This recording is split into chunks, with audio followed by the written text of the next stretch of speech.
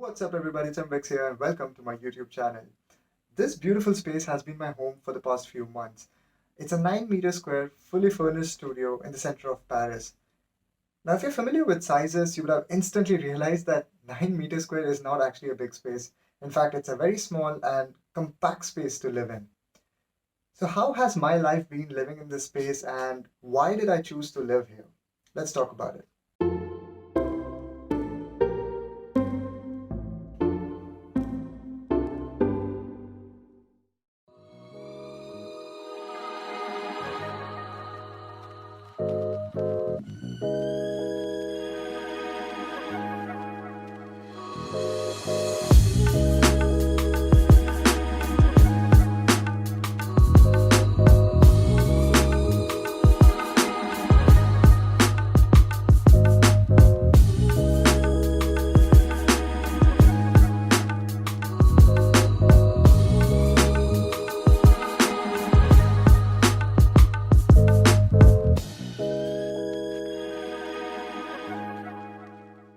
Okay, so let me give you guys a quick backstory.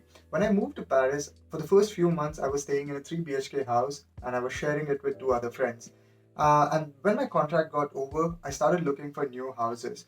Honestly, I did not have any specific requirement in my mind. I was open to anything, provided it fit my budget of 600 to 700 euros.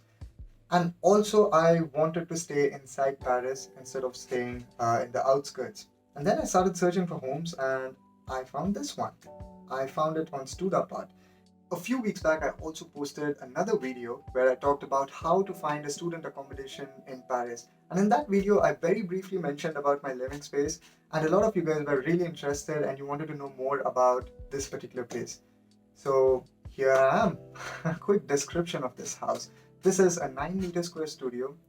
It's in the sixth floor. It's a Chambre de Bonne actually, which is the buildings which are there on top of the apartments. I'm paying 750 euros for this place, which is slightly over my budget. But considering the fact that it's completely furnished, I get all the facilities that I need, and it's in a beautiful neighborhood, I felt that it's a good bargain. Plus, this house has amazing Wi Fi. Essentials, you know. But jokes apart, I really like this house a lot. So there's this YouTube channel called Living Big in a Tiny House, and it's one of my favorite YouTube channels. I've been watching their videos for a very long time, and the whole concept is they travel around the world and they show different houses and house owners who are living in a really compact space. And what surprises me the most is how efficient and how systematically people change their lifestyles in order to accommodate to such a compact space. It has always been on my mind to, experience this kind of a small living space. And when I saw that I have an opportunity to live in such a space, I felt that this is the right moment for me to experiment and try this out. So I was searching for this house during the pandemic, so I could not visit the place before I booked it. But the owner sent me some pictures and videos and he showed me around the house virtually. So I knew 9 meter square is small and it's a tiny space. And I booked it. But when I moved in here, it was a big surprise for me because it was small. And for someone who has never experienced this kind of a setup and who has never, lived in such a compact space, it came in as a shock. I was like, oh no, what did I do? I started questioning my decision. But as time progressed, I really grew fond of this place and now I absolutely love it. So without wasting much time, let's check out the house. To be honest, there's not much to see here. It's a very compact space, but I will show you guys around and probably explain a few things in more detail. Let's check it out.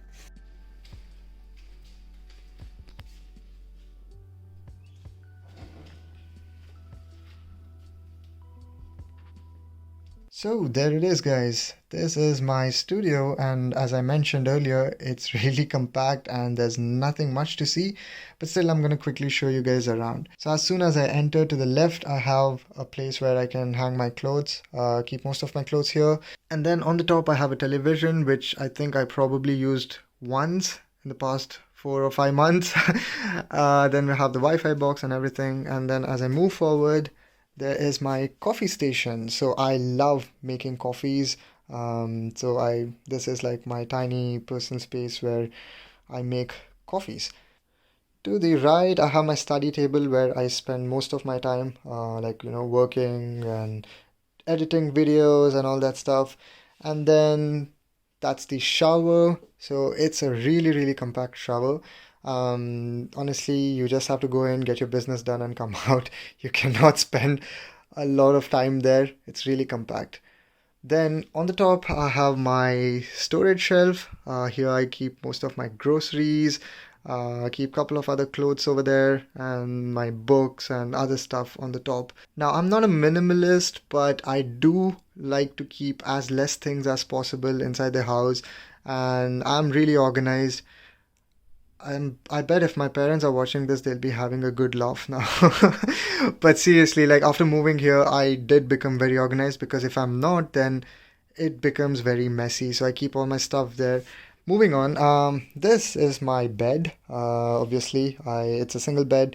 It's really comfortable. But the best part about this bed is the view. We will get to it later. Moving on to the left, I have my kitchenette, where I do all my cooking.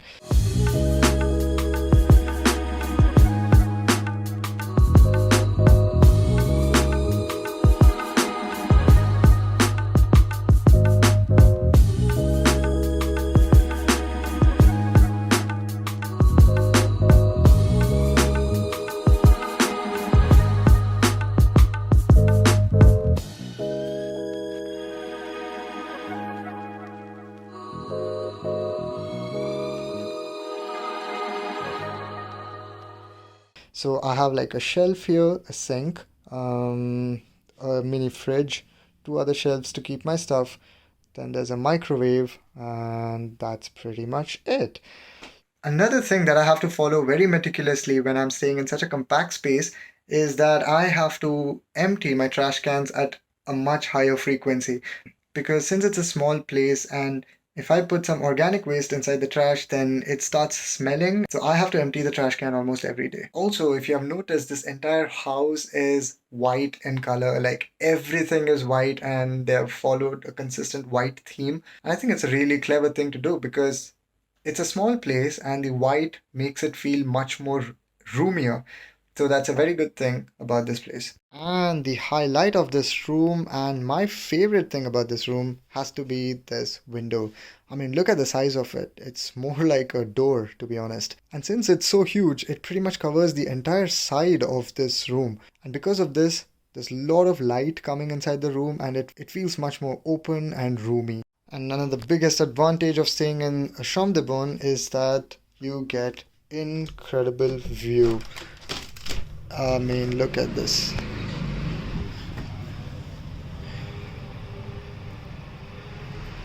During the summers, I get to see the sunset directly from my room, and it's one of the most beautiful sights. And I absolutely enjoy it. In the evenings, I prepare myself a cup of coffee, or maybe just grab a book, sit, and just enjoy the view.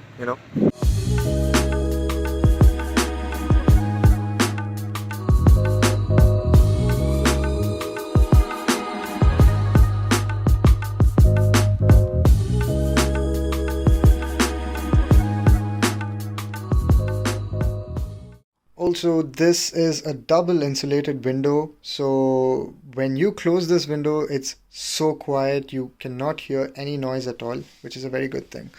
And I'm really lucky, and it's a coincidence that my bed is positioned in such a way that when I sit in my bed, I can actually see the tower, and it's so good. So sometimes when I want to just chill or maybe edit my videos, I just sit on the bed and I get the most beautiful view ever.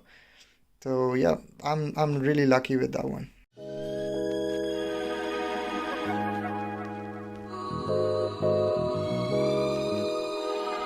And if you're wondering where the toilet is, then the toilet is not inside the house, it is right outside. Let me show it to you guys.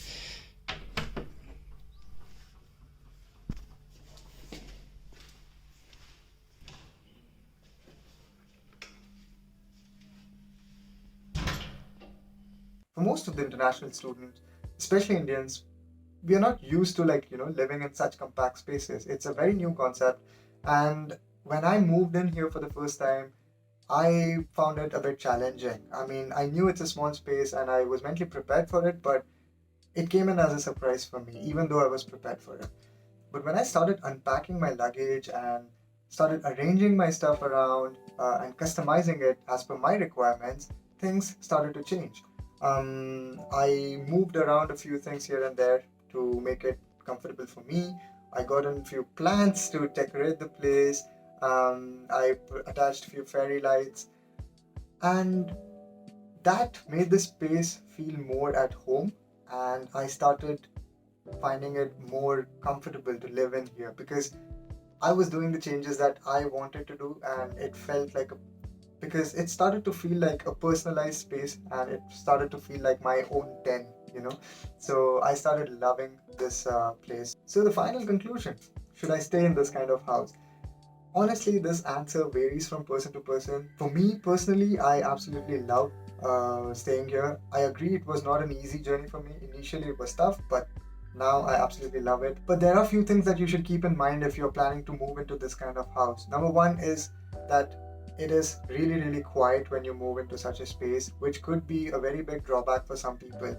And if you are not used to staying alone, then it could become tricky. I mean, there might be times when you might feel really lonely because there's no one around you and it's really, really quiet. But if you're fine with staying alone, then this place is absolutely perfect. Another thing is that if you're actually looking for a place to stay inside Paris and you want your own personal space and you have a very limited budget, maybe 600, 700 euros, then as far as I'm aware, this is the only option that you have. Yes, you could probably share an apartment with someone else or maybe go for homestays, but then you don't get complete privacy in those kind of places. So if that's what you're looking for particularly, then maybe this is your only solution. So with that being said, I think I pretty much covered everything that I wanted to say about this place. So if you found this video to be useful, then please hit that like button, subscribe to my channel, and you can also follow me on Instagram at Timwex, and I will catch up with you all in the next one. Till then, goodbye.